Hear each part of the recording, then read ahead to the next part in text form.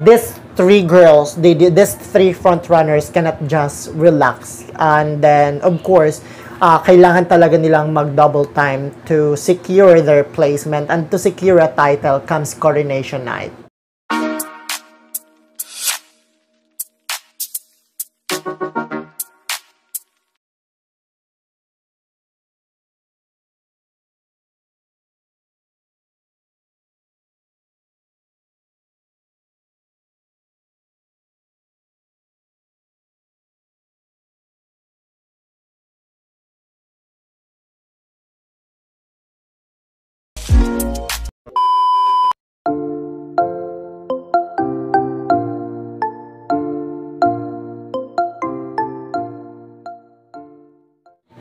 Hi guys! Hello! Welcome back to my YouTube channel once again. My name is Annie Pumusano at ito ang Kudaan with N. So guys, wala nang paligoy-ligoy pa for today's vlog. It's still going to be Binibining Pilipinas 2019. Yes, cause the coronation night would be on the 9th of June. So I will be giving you an update or my predictions from time to time. And if you noticed, ang dami ko nang uploads regarding Binibining Pilipinas. Tingnan nyo na lamang sa description below. Nandyan din po yung first prediction video ko. Cause today, ang ating gagawin ay ang aking second prediction. Yes, you heard me right. So the basis of this prediction are the advocacy videos that can be found on the official Instagram account of Binibining Pilipinas, and then the web interviews, and the most recent uploaded photos that can also be found on the official Facebook page of Binibining Pilipinas. Yes, I have really contemplated on who are the girls that would be included in this prediction list, cause you know, ang daming magaganda. It's a very competitive batch of ang hirap ding mamili who are the girls na papasok sa list ko and who are the girls na i-exclude ko and why I would be excluding them and why I would be including in this list. But guys, I will not be, what do you call this? I will not be giving you a very detailed reason as why these girls are, or as why I have included these girls in this prediction list. So if you noticed, there you go, I have a list. So this one is the photos and this one is my list for the videos. Ayan. So ang dami kong ayan. So ang dami kong nilagay, ang dami kong pinili na, let's say for the web interviews, andon sila Cassandra Chan, sila Lara Grace Lacap, si Kimberly Penchon, si Laideros, you know, yung mga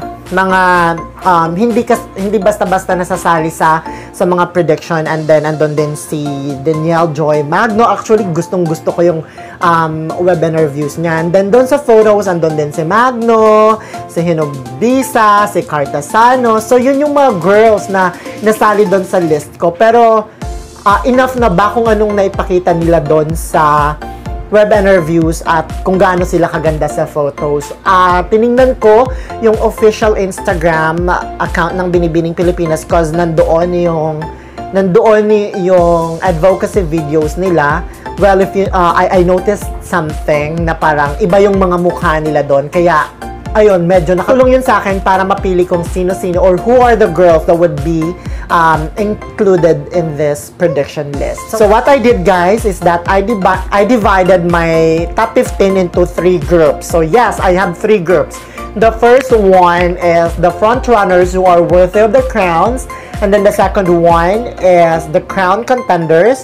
And then the third one are the girls who I think are the underdogs. Yun po yung list for this video. Hindi po yung rank 15, 14, unlike my first prediction. And the normal prediction na ginagawa ng mga pageant fans as well. Kung gusto mong malaman kung sino-sino ang mga pumasok sa list ko at baka isa sa mga bets mo ay nasa list ko, patuloy lang sa panunood ng videong to. And kung nagustuhan mo rin ito, give it a thumbs up and i-share mo na rin sa mga friends mo. So, alamin na natin kung sino-sino sila. So guys, who are the girls who made it in my underdogs list? Panoorin nyo to.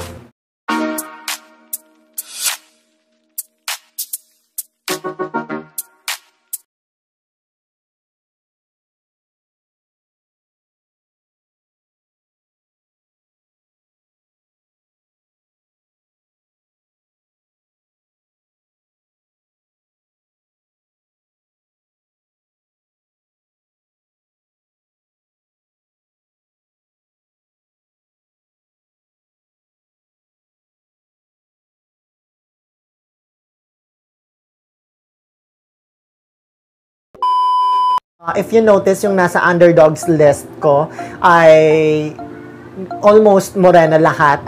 Si Martina Turner Diaz lang napasali.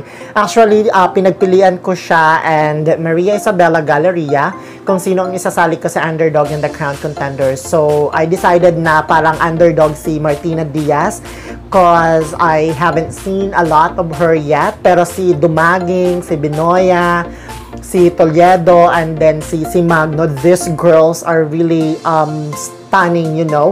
They are really giving their performances, and then, you know, who knows, they might be giving a run for the money sa Crown Contenders, and then the front runners who are worthy of the crowns comes the coronation night, kasi hindi natin alam kung ano ang posibleng mangyari at anong mga kaganapan pa behind the pre-pageant.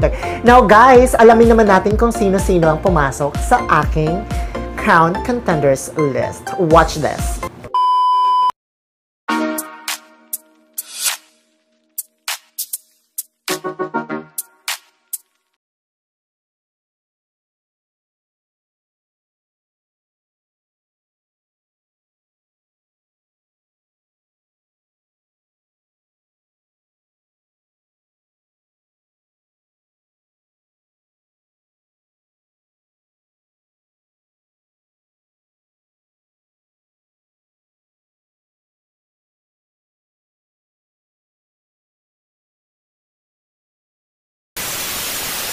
So there you go guys, alam nyo na kung sino-sino ang mga pumasok sa aking Crown Contenders list.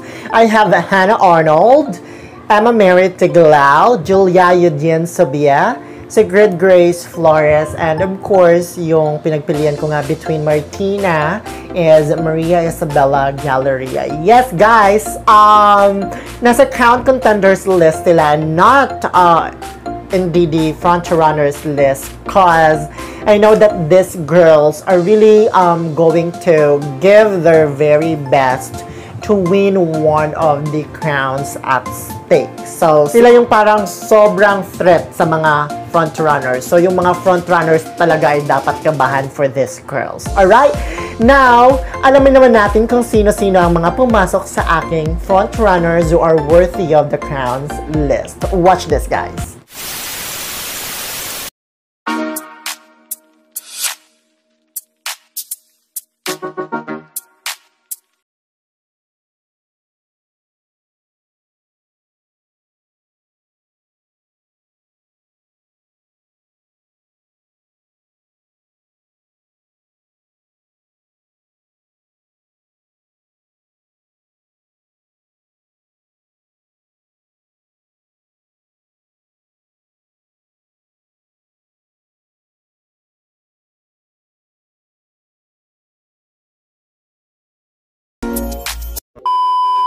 Expected nyo naman na siguro na sila talaga yung nasa front runners list kasi sila talaga yung mga candidates or mga binibinis na pinag-uusapan this year. Sila talaga yung mga naglalaban-laban.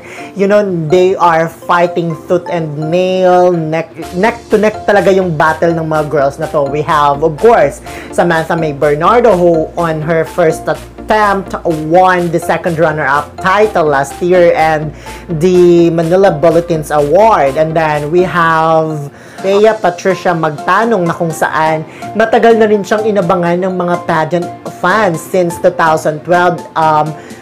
Alam mo yon, laman ng mga wishlist nila na sumali si Bea Patricia Magtanong, and this year she decided to give it a try.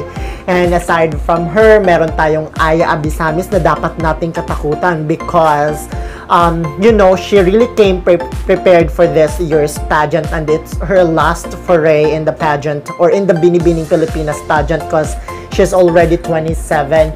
Kita natin kung gaano ka-relax lang si Aya this year. Yung styling niya is always on point. Isa talaga si Aya sa kinakatakutan ko na mag-uwi ng Miss Universe Philippines crown. And of course, aside from these three, meron tayong Gazini Ganados. Yes, si Gazini, when she joined Miss World Philippines, semi-finalist din siya. She also joined Miss Bikini Philippines noong 2014, and I was able to work with Gazini when she joined the Miss Pearl of the Philippines. So, kilala ko kung gaano ka palaban din si Gazzini. Aside from Gazzini, meron din tayong Vicky Rushton who is stunningly gorgeous. You know, walang lait sa mukha ni Vicky, who won as well Mutya ng Pilipinas International back in 2012. She was also Ninay Sang Negros in 2009.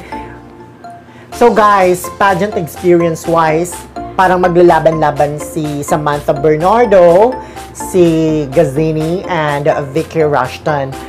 Yung tatlong ito din ay merong, you know, magandang advocacy. Pero Aya and Bea Patricia, napakaganda din ng mga background at napakaganda din ng mga performances nilang pinapakita. These three girls, these three frontrunners cannot just relax. And then, of course, kailangan talaga nilang mag-double time to secure their placement, and to secure a title comes coronation night. Alright?